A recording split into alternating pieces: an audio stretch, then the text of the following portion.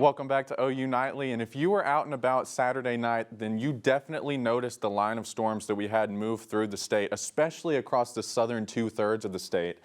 Take a look at how much rain we got here in Lawton, almost 2 inches, and then Ardmore and Idabel, they all received over an inch of rainfall on Saturday night. Now looking at the drought, we have still an intense drought going on across the state. We're still over 10 inches below where we should be this time of year. We should be having over 31.5 inches of rain. We've only had a little over 20. Now looking at the current temperatures across the state, you can see across the board pretty much we're sitting in the mid to upper 50s with the exception of Guyman. They're a little bit warmer, sitting in the mid 60s.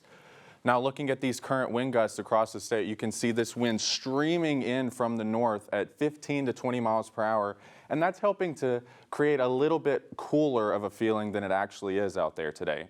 Now these dew points are extremely low. Dew point temperatures, I should say, are in the teens and even single digits, which is helping to create some very dry air out there.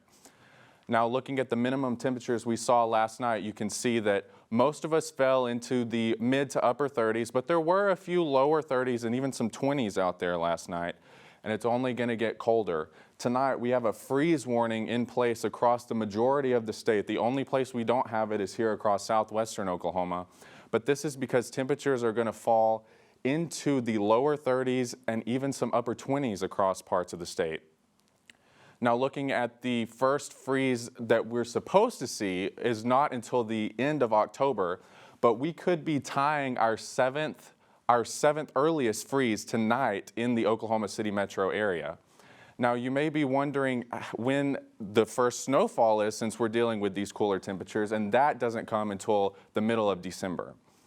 Now looking at the 6 to 10 day precipitation outlook, you can see here across the southern plains we are expecting above average precipitation, and then the 6 to 10 day temperature outlook shows below average temperatures in the west and above average temperatures in the east, but near normal temperatures here across the southern plains. Now lows tonight, like I said, we're dipping into the 30s here across the metro. Look at the northeastern corner of the state, getting down into the 20s. Now looking at highs tomorrow, temperatures will be rising into the 60s, and then our 7-day forecast shows temperatures trending upwards into the weekend and then cooling down into next week. Over to you at the desk.